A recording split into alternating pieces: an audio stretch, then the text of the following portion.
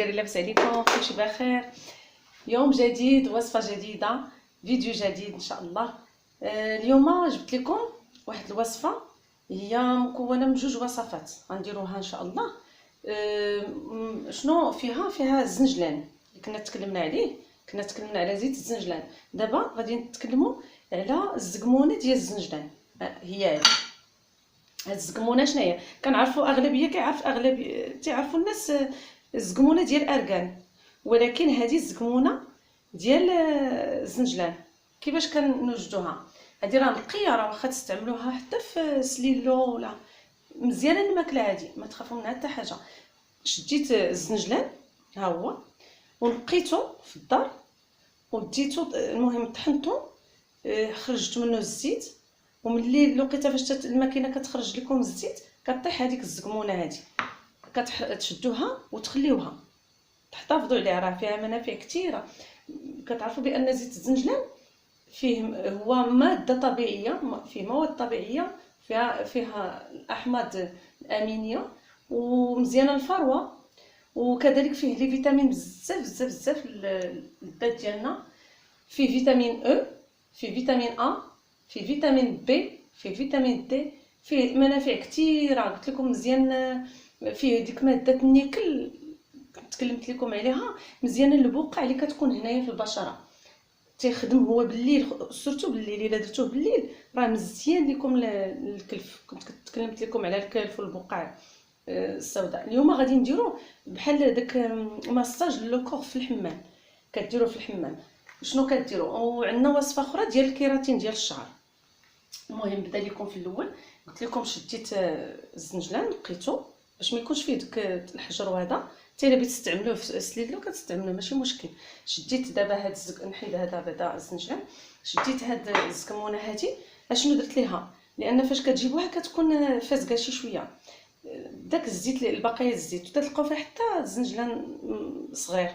شديتها شعلت الفران تسخن وطفيتو ودخلت عليها، هي رجعت بحال مقرمشه، وشديتها وطحنتها. ها هي طحنتها رجعت بحال سليلو، بحال الدقيق. شفتوها؟ راه انا كنستعمل هذه نيت مع سليلو مع اللوز ومع حتى رمضان ان شاء الله، ونوريكم وصفات عليها. دابا كنشدو هذه ونطحنوها، وكنجيب واحد صابونه عاديه. المهم شوفوا نتوما اش غديروا، تكون غير طبيعيه، ما بغيناش شي حاجه فيها الريحه. راه معروفه هاد الصابونه هادي بلا ما نذكر الاسماء. المهم كتشدوا واحد الطاسه بحال هادي، وتجيبوا هاد الحكاكه هادي وتتحكوا الصابونه، لان هادي غندوها معنا للحمام. كنوجدوها في واحد الطويصه وندوها معنا للحمام. كدير لها هكا.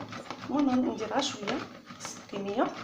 راه مزيانه هاد الوصفه، كتخلي لكم الذات ديالكم رطبه وكتلمع وتبقى زوينه، حتى ديك مع كتشللو غير بالماء كتبقى تتخدم لكم الليل كله، تتحيد دوك البقع وتتخلي ملمس زوين في البشره. تديروها للوجه الذات كلها، ما خفتوش منها. المهم باش نشوف، وكديروا تقريبا غير صابونه هكا بحال هكا. حيدوا هذه. وشنو كديروا؟ كتشدوا، نجيب واحد المعلقه، كتشدوا كتخلطوا هاد الزقمونه هذه مع الصابونه الكف، وانتم موجدين الماء طايب. ها انتم كديروا غير شويه القياس اللي غادي يقدكم للذات ديالكم. بغيتي نشوف تقريبا واحد 3 المعالق كبار بحال هكا. ها انتم شتي نص الكميه قد الصابونه هذيك الطبيعيه، قد المقياس ديال هاد الزكمونه ديال الزنجلان، وكتكونوا موجدين الماء طايب. ها هو، وغادي نشدوه ونخلطوا شويه بشويه. بغيناها تكون غير بحال كنخلطوا الحنه. هانتوما بسم الله، الماء طايب باش كيذوب لينا، يذوبوا العناصر هكا. تخلطوا بحال هكا صافي. تقريبا هي هذه. راه دابا فاش كديروا ليها الماء طايب، علاش الماء طايب بالضبط قلت لكم الماء طايب؟ لان كيطلق داك الزيت الزنجلان اللي كيبقى لينا في الزقمونه، لان الزقمونه كيبقى فيها زيت الزنجلان وكيعطينا دوك المنافع ديالو. عرفتوا الزنجلان منافع للذات، كيخلي لكم مع الصابونه كتزيد ترطب لكم في الحمام. بغيتو تزيدوا عليها شويه د الورد، بغيتو تزيدوا على اي حاجه، ولكن هادو حنا كنستعملوهم غير بجوج بهم هكا. كتولي بحال ملو. شفتوا هكا؟ كديروها في واحد الطاسه وكدوها معكم للحمام. كديروها نوريكم كيفاش ديروا. كتشدوها، كتشدوا لوكور ديالكم كله هكا، كديروا كلشي بحال كما نديروا الحنه لوجهكم تحت العينين شويه، لان الصابون غادي يحرقكم في عينيكم. ما الزنجله واخا درتوه تحت العينين، راه كاينين الزيوت كتقدروا ديروهم تحت عينيكم، كاين الزيوت اللي غنقول لكم ما ديروهمش تحت عينيكم.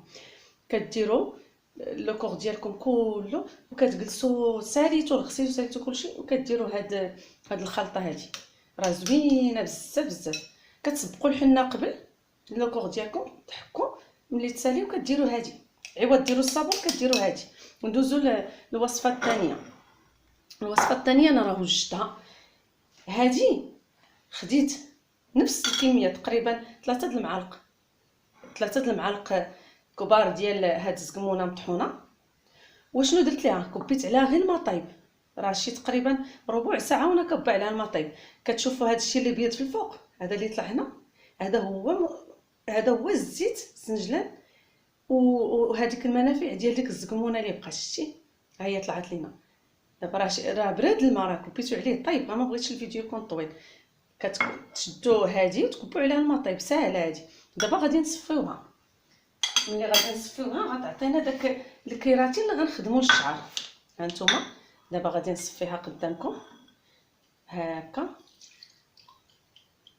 تتبقى لينا غير داك، بغينا حنا غير داك الزيت اللي كيطلع لينا الفوق، بحال كما كنديروا الزيت ارغان، كنشدوا الزنين ونطحنوا هكاك. دابا هانتوما شتي راه بقى لينا غير الزيت، خصنا نحيدو منها كلشي داك الزيت اللي بقى هكا. صافي، شتي اش كاين عندنا دابا؟ كاين عندنا غير الزيت. هانتوما يبان لكم مزيان، نقربوا الكاميرا. شفتوا هانتوما هذا غير الزيت ديال الزنجلان، هذا هو اللي غنخدموه كيراتين للشعر.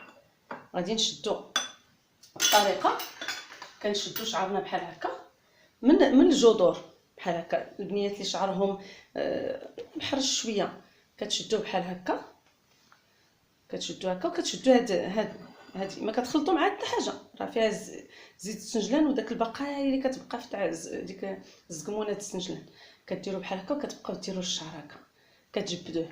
نوريكم كاميرا هكا مزيان مزيان مزيان مزيان للشعر وحتى جلده الشعر، لان عرفتوا زيت السنجلان مزيان ديك الحكه والقشره اللي كتكون هنايا.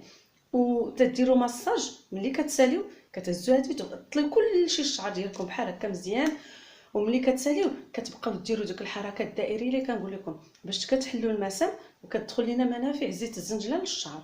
راه زوين هاد الوصفه بزاف للشعر. المهم الا عجبتكم هاد الوصفه ديروا لي اشتراك، وشكرا لكم. سلامه.